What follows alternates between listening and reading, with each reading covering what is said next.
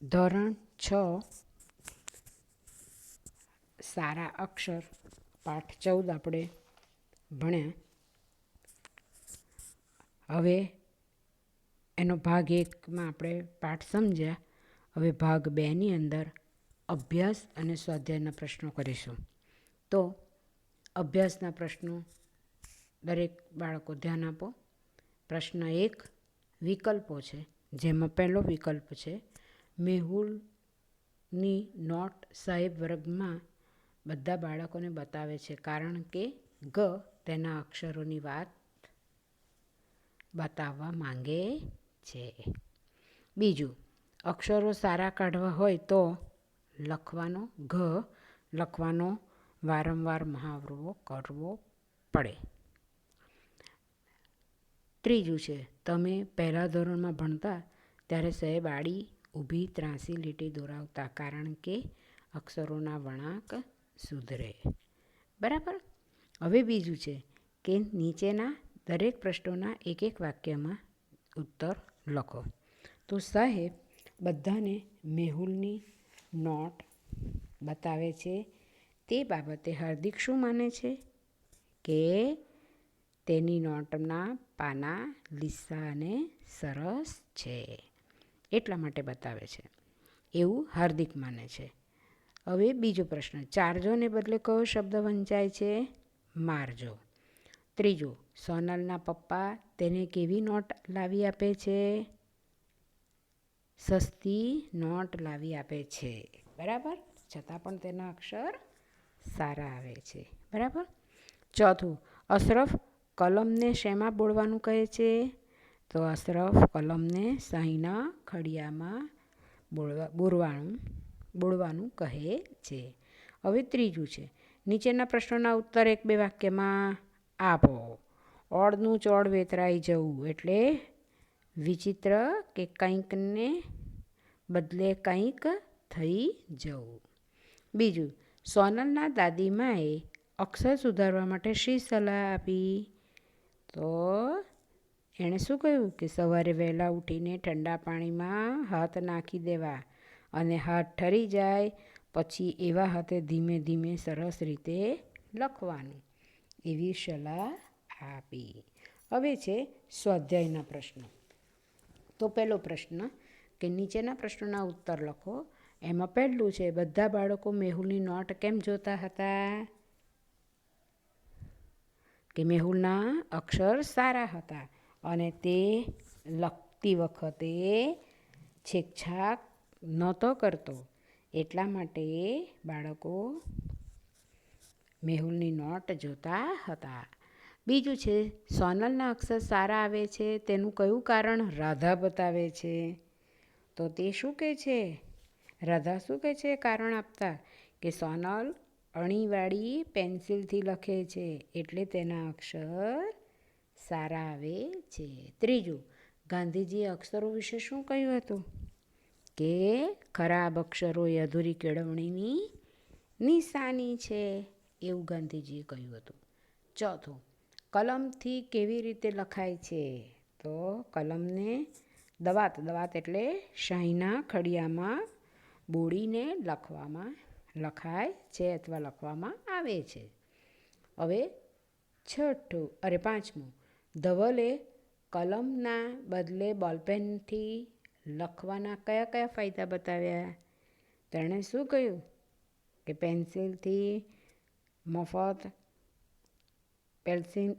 પેન્સિલની માફક અણી છોલવાની ચિંતા નહીં, ઇન્ડીપેનની માફક શાહી ભરવાની કડાકૂટ નહીં, હાથ પણ ગંદા ન થાય એટલે કે હાથ ગંદા થાય તેનો ડર નહીં, રિફિલ ખલાસ થાય એટલે તેને બદલી નાખવાની, આવા ફાયદા બતાવ્યા. બરાબર. છઠ્ઠું, ખરાબ અક્ષરને લીધે થતા ગોટાળા વિશે લેખિકા કયા કયા ઉદાહરણો આપે છે? તો શું કહે છે? કે મમ્મી બહારગામ ગયા હતા ત્યારે રાધાની ફોઈએ મોટી બહેનને કાગળમાં શું લખ્યું હતું? કે માટલું બરાબર સાફ કરજો અને ઓટલો બરાબર વાળજો. તો એનું મ અને ચ એ બેમાં ગોટાળો વળી ગયો ને, એટલે શું લખ્યું? ચાટલું બરાબર સાફ કરજો અને ચોટલો બરાબર વાળજો, એવું સમજ્યા. એટલે આ એક મોટું ભૂલ થઈ. અને રાધાની બેન રોજ રોજ અરીસો સાફ કર્યા કરે અને પોતાના ટૂંકા વાળને ચોટલો વાળવાની કોશિશ કર્યા કરે. એ એક મોટો કંટાળો આવ્યો અને કંટાળી ગઈ અને થાકીને લોતપોત થઈ ગઈ. બીજું કયું બન્યું કે ઢોરને બરાબર ચારજો. અને ખરાબ અક્ષરને કારણે એવું વંચાયું કે ઢોરને બરાબર મારજો. આના લીધે બિચારા ઢોર માર ખાઈને અધમુઆ થઈ ગયા. આ બે પ્રસંગ બન્યા. હવે બીજું છે, અક્ષરો સુધારવા માટે કોણ કઈ રીત બતાવે છે? સોનલ કઈ રીત બતાવે છે કે સવારમાં વહેલા ઉઠીને ઠંડા પાણીમાં હાથ નાખી દેવા અને હાથ ઠરી જાય પછી એવા હાથે ધીમે ધીમે સરસ રીતે લખવાનું. ધવલ કઈ રીત બતાવે છે કે સુલેખનની નોટમાં લખવાથી અક્ષર સુધરે છે. રાધા કઈ રીત બતાવે છે તો કે પાટલી પર ભીની માટી પાથરવાની, પછી સરસ વળાંકવાળા અક્ષર લખીને માટીને સૂકવવા દેવાની અને એ અક્ષરોની અંદર લખ્યા જ કરવાથી અક્ષર સુધરે છે. અને અશરફ શું કહે છે કે વર્તુળ, અર્ધવર્તુળવાળા તથા ઊભી આડી ત્રાંસી લીટીવાળા ચિત્રો દોરવાથી વળાંકવાળા સુંદર અક્ષરો આવે છે. હવે ત્રીજું છે કે નીચેની ગદ્ય સૂક્તિનો વિચાર વિસ્તાર કરો. તો કયું છે? ખરાબ અક્ષરે અધૂરી કેળવણીની નિશાની છે. તો આ કોણે લખેલું? કોણે કહેલું? ગાંધીજીએ. તો એમાં છે કે કેળવણી એટલે શું? કેળવવું પરથી વપરાયેલું છે. અને કેળવવું એટલે કુટેવો સુધારવાની અને સારી ટેવોને પાડવાની. એટલે કેળવણી એ એક પ્રકારની તાલીમ છે, બરાબર. અને ભાષાની અંદર વાંચન, મુખપાઠ અને શ્રુતલેખન આવે છે. આ ત્રણને જો વાંચન એટલે વાંચવું, પછી મુખપાઠ એટલે મોઢે કરવું અને શ્રુતલેખન એટલે કે સાંભળીને લખવું. આ ત્રણેય બાબત સારી રીતે શીખી લીધા પછી વિદ્યાર્થીએ સુલેખન પર ધ્યાન આપવાનું જરૂરી છે. સુલેખનની નોંધપોથીમાં અક્ષરો સારી રીતે ઘૂંટીને તથા ચિત્રકળા શીખીએ તો અક્ષરો મરોડદાર અને મોતીના દાણા જેવા અક્ષર આવે છે. સારા અક્ષરે લખવું એ પણ કેળવણીનો એક ભાગ છે. અને ખરાબ અક્ષરને કારણે ઘણા ગોટાળા સર્જાય છે. આમ અક્ષર એ માણસના વ્યક્તિત્વની આરસી છે. એટલા માટે જ ગાંધીજીએ કહ્યું છે કે ખરાબ અક્ષરો એ અધૂરી કેળવણીની નિશાની છે. માટે વિદ્યાર્થી અવસ્થામાં સારા અક્ષરે લખવાની ટેવ પાડવી જોઈએ, બરાબર છે. હવે ચોથું છે, રૂઢિપ્રયોગનો અર્થ આપીને વાક્યમાં વાપરો. વાતોના વડા કરવા એટલે નકામી લાંબી વાતો કરવી. કેટલાક નવરા માણસો ઓટલા પર બેસીને કાં તો ગામના પાદરે બેસીને વાતોના વડા કર્યા કરે છે. ઓળનું ચોળ વેતરાઈ જવું એટલે વિચિત્ર કે કાંઈકને બદલે કાંઈક થઈ જવું. આંધળાને બહેરા સામસામા મળે ત્યારે એમની વાતચીતમાં ઓળનું ચોળ વેતરાઈ જાય છે. ત્યાર પછી છે બ કે નીચેના શબ્દોના વિરુદ્ધાર્થી શબ્દ લખો. તો લીસું એનું ખરબચોળ, અણિયાળ્યું એનું બુઠ્ઠું, બરાબર. મોંઘું એનું સસ્તું અથવા સોંગું. ધીરજ એનું અધીરાઈ, બરાબર. ધીરજથી એનું અધીરાઈથી, બરાબર. હવે છે આગળ જઈએ. પાંચમો પ્રશ્ન કે સૂચવ્યા પ્રમાણે લખો. તો આ પાઠમાં વપરાયેલા 5 અંગ્રેજી શબ્દો તો class, paper, pen, pencil, refill આ બધા અંગ્રેજી શબ્દો છે. બીજું છે તમે શોધેલા શબ્દો અને એના અનુબંધ ધરાવતા બીજા શબ્દો તમે શોધો. તો ક્લાસ તો એની બાજુમાં કયું? ટીચર આપણે કહી શકીએ. પેપર, નોટ, પેન, અક્ષર, પેન્સિલ, રબર, રિફિલ, બોલપેન આપણે એ રીતે લખી શકીએ છીએ. આ બંને શબ્દોનો ઉપયોગ કરીને વાક્ય બનાવવાનું. હવે ક્લાસ અને ટીચર, તો શું લખી શકાય ક્લાસ અને ટીચર માટે? બોલો. ક્લાસમાં ટીચર ભણાવે છે, બરાબર. ત્યાર પછી બીજું કયું છે? પેપર અને નોટ, બરાબર. તો શું લખાય? બાળકો પેપર અને નોટ લઈને બેઠા છે, બરાબર. ત્રીજું શું છે? પેન અને અક્ષર. બાળકો પેનથી સુંદર અક્ષરે લખે છે. પેન્સિલ અને રબર. બાળકો પેન્સિલથી લખે. બાળક એટલે આપણે કયો શબ્દ એવો વાપરી શકાય કે બાળક પાસે પેન્સિલ અને રબર છે, એમ પણ લખાય ને. અને રિફિલ અને બોલપેન. કોઈની પાસે બોલપેન કે રિફિલ છે, નથી, કંઈ પણ લખી શકાય. બરાબર છે? એવી રીતે અનુબંધ ધરાવતા શબ્દો તમે કયા આધારે લખ્યા? તમે વાક્યો કેવી રીતે બનાવી શક્યા? વર્ગમાં ચર્ચા કરો. આ તમારે જાતે ચર્ચા કરી કે આવું તમે કેવી રીતે લખી શક્યા, તો એની તમારે ચર્ચા કરવાની છે. હવે છે આ પાઠમાં તમને કોનું પાત્ર સૌથી વધારે ગમ્યું અને શા માટે? તો એ તમને જેનું પાત્ર ગમ્યું તે તમારે લખવાનું અને શા માટે ગમ્યું તે પણ તમારે લખવાનું છે. હવે આગળ જઈએ તો અહીંયા આપણો પાઠ હવે પૂરો થાય છે. હવે એક બીજી વાત છે કે લખાણમાં છે ને પ અને યનો બહુ જ ભૂલો થાય. પપૈયુંની જગ્યાએ યયયું લખાઈ જાય, સમજી જાય. પાપની જગ્યાએ યાપ લખાઈ જાય, યાય લખાઈ જાય. પછી મને યાદ આવે છે એની જગ્યાએ મને પાદ આવે છે એવું લખાઈ જાય. એટલે ય અને પનો કોઈ વાર. પછી ધ અને ઘ, ઘરનો ઘ અને ધજાનો ધ. મારું ઘર સુંદર છે એમ લખવાની જગ્યાએ મારું ધજ સુંદર છે એવું લખાઈ જાય છે. અને મ ને ચ આ બધા ભૂલ પડે છે. એટલે આ અક્ષરો ખૂબ જ સાચવીને વિચારીને લખવા પડે છે. બરાબર. હવે બીજું છે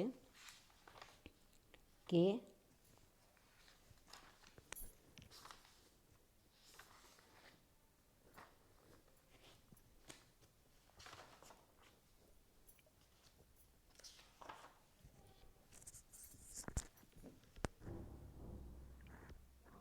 એક બીજી વાત પણ કરેલી છે કે સુંદર અક્ષર એ હાથનું ઘરેણું છે. આ એક શું વાક્ય છે તેને જરાક આપણે સમજી લઈએ. પાના નંબર છે 37 ઉપર. તમે જોતા જ હશો, હું તમને બતાવું.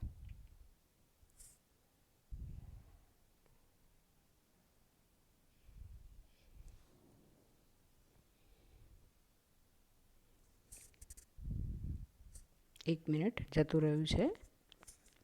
તો શું કહે છે? સુંદર અક્ષરો એ હાથનું ઘરેણું છે.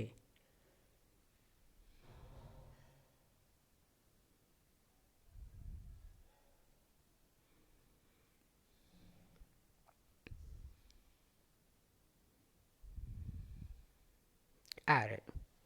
બરાબર. તો આ સુંદર અક્ષરો એ હાથનું ઘરેણું છે. તો એની અંદર કહે છે કે અક્ષર એ વ્યક્તિનું જીવનનું અને તેના વ્યક્તિત્વનું પ્રતિબિંબ છે. અક્ષરો જોઈને આપણે તે વ્યક્તિ કેવી હશે એનું અનુમાન કરી શકીએ છીએ.